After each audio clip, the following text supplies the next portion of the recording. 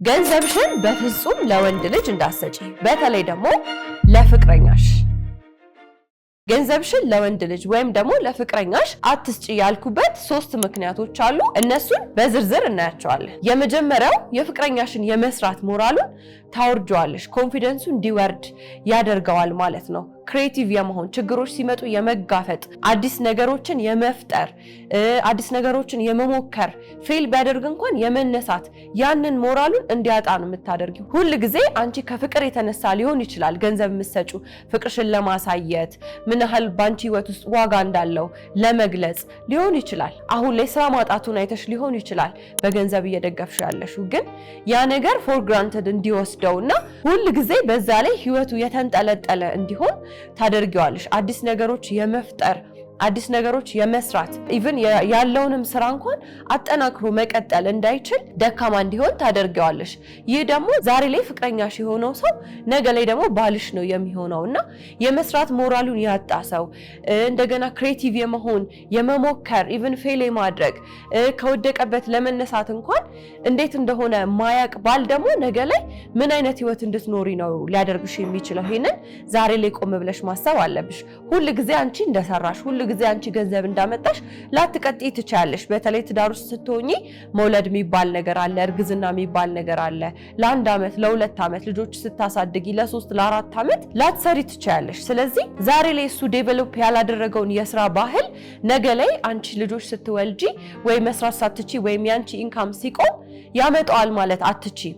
ስለዚህ ይሄንን ኮንፊደንስ ዛሬ ላይ ቢውልድ እንዲያደርግ ገንዘብ መስጠትሽን ማቆም መቻል አለብሽ ማለት ነው። አንዳንድ ሰዎች እንደዚህ ብዬ ስናገር እሺ የጋራ ስራ ምን ሰራ ከሆነስ ቢዝነስ ለመጀመር ከሆነስ ብለው ይላሉ። ቢዝነስ ለመጀመር ከሆነ ኦኬ ሊሆን ይችላል፣ የጋራ ስራችሁም ከሆነ ሊያስኬድ ይችላል። ግን ለምግብ ለልብስ ብቻ ለሰው ልጆች ያስፈልጋሉ ተብለው የሚታሰቡ ነገሮችን ለማሟላት አንቺ ያንን ፕሮቫይድ የምታደርጊ ከሆነ አንቺ ፕሮቫይደር የምትሆኚ ከሆነ እሱ ራሱን እንዳይችል ነው የምታደርጊው ማለት ነው።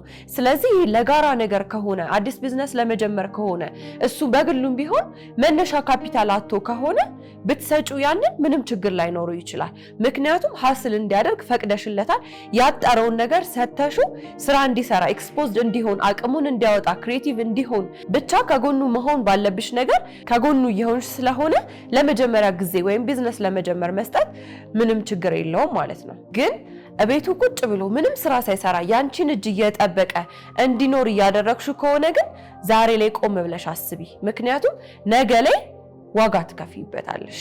ሁለተኛ ለፍቅረኛሽ ገንዘብ አትስጪ እያልኩ ያለሁት ግንኙነታችሁ እንዲበላሽ ስለሚያደርግ ነው። ባይ ዲፎልት ሴቶች ብዙ ነገርን የመቀበል ቴንደንሲ ነው ያለን፣ ወንዶች ደግሞ የመስጠት ቴንደንሲ ነው ያላቸው። ሴት ልጅ እኛ ከመጣንበት ማህበረሰብም አንፃር ብዙ ጊዜ ፕሮቫይደር ስትሆን የሚታዩ ባህሪዎች ይኖራሉ። በጣም ኢንፎርስ ማድረግ፣ ማኒፑሌት ማድረግ፣ እኔ ያልኩት ሐሳብ ገንዘብ ስለምሰጥህ መቀበል መቻል አለብህ ብሎ የሱን ሐሳብ መጨፍለቅ መርገጥ ሊመጣ ይችላል ማለት ነው። ሌላው እዚህ ላይ ሪስፔክት ማጣት፣ እኔ አይደለው እንደ ገንዘብ እየሰጠው እኔ አይደለው እንደ መመገብ እኔ አይደለው እንደ እንዲማደርግልህ ብለሽ ስታስቢ እሱን እንዳታከብሪው እንድትንቂው በራሱ ሐስል አለማድረጉ የሆነ ቦታ አንቺ ውስጥ እንዲያጣ ወይም ያለው ቦታ እንዲቀንስ የማድረግ ትልቅ ፕሮባቢሊቲ ይኖረዋል። ስለዚህ በገዛ እጅሽ ግንኙነታችሁ እንዲበላሽ እያደረግሽ ነው ማለት ነው። እንደምናውቀው ሪሌሽንሺፕ ውስጥ ሁለቱም የየራሳቸው አስተዋጽኦ፣ የየራሳቸው ኃላፊነት፣ የየራሳቸው ቦታ አላቸው። ስለዚህ ልክ አንቺ ፕሮቫይደር በምትሆኚ ጊዜ ላይ ያውም ተጋብታችሁ እኮ አይደለም እናትና አባቱ ቤት እየኖረ በአንቺ ገንዘብ የሚኖር ከሆነ ይሄ ፓወር ዳይናሚክሳችሁ ራሱ ልክ እንዳይሆን አንቺ በጣም ፓወርፉል እንድትሆኚ አንቺ ማኒፑሌቲቭ እንድትሆኚ ያንቺ ሐሳብ ብቻ በዛ ሪሌሽንሺፕ ውስጥ እንዲሆን እሱ ዲስሪስፔክት እንዲደረግ መንገድ ሊከፍት ይችላል። ይሄንን በነገርሽ ላይ ፈልገሽ የምታረጊው ነገር ላይሆን ይችላል፣ ግን ባይ ዲፎልት እያደረግሽው ራስሽን ልታገኙም ደግሞ ትችያለሽ። ስለዚህ በገዛ ገንዘብሽ ለፍተሽ ባመጣሹ ነገር የምትወጁና የምታፈቅሪውን ሰው ማጣት የለብሽም። ስለዚህ ዛሬ ላይ ገንዘብ መስጠትሽን ቀስ በቀስ እየቀነሽ ምክንያቱንም አስረድተሽ ማቆም መቻል አለብሽ። አለበለዚያ ዛሬ ያሹ ሪሌሽንሺፕ ከገንዘብሽም አትሆኝም ከፍቅረኛሽም አትሆኝም ባዶ ሜዳ ላይ እንድትቀር ያደርግሻል ማለት ነው። የመጨረሻው ይሄንን ህይወት ይለምደውና ኮምፈርት ዞን ውስጥ ትከቻለሽ። ኮምፈርት ዞን ውስጥ የገባ ሰው ደግሞ ውጣ ሲባል በጣም ከፍ ያለ ጭቅጭቅ እንዲሁም ደግሞ እስከ መጨረሻም ደግሞ ሪሌሽንሺፓችሁ ሊቋረጥ ይችላል። በዚህ ምክንያት በጣም ብዙ ጊዜ በእንደዚህ አይነት ነገሮች ሲቸገሩ ያማየው አረብ ሀገር ያሉ ሴቶች ወይም ደግሞ አውሮፓም ይሁን አሜሪካ ብቻ በውጭ ሀገራት ላይ የሚኖሩ ሴቶች ናቸው። በጣም ብዙ ገንዘብ ይሰራሉ። በተለይ ደግሞ አረብ ሀገር ያሉ ሴቶች የቤት ኪራይ፣ የምግብ፣ የልብስ ብቻ ብዙ ወጫቸው የቀነሰ ስለሆነ ደሞዛቸው ሙሉ ለሙሉ የማስቀመጥ ቴንደንሲ ያላቸው።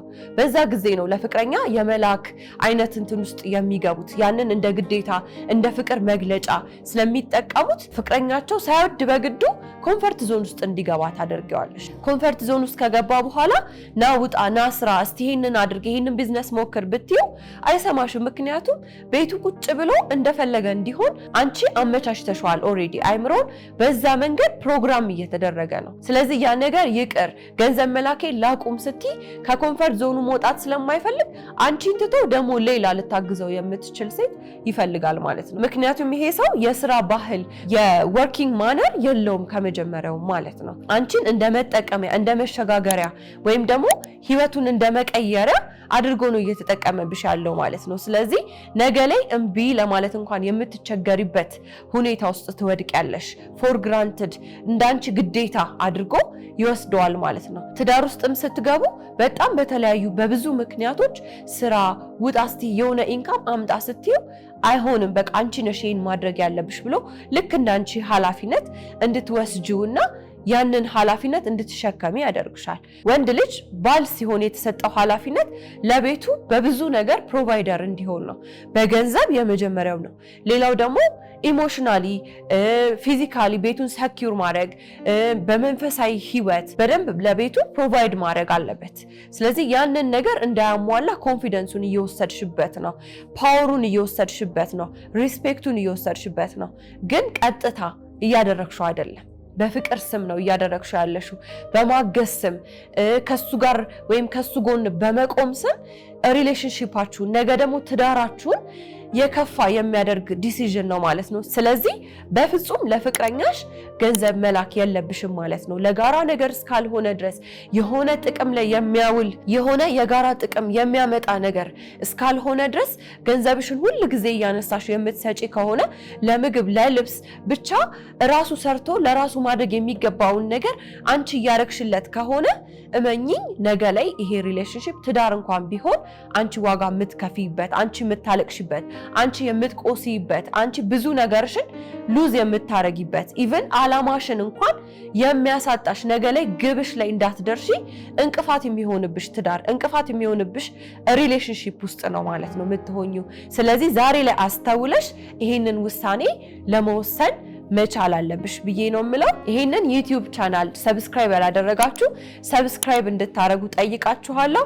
ሐሳባችሁን ደግሞ ኮሜንት ላይ አስቀምጡልን።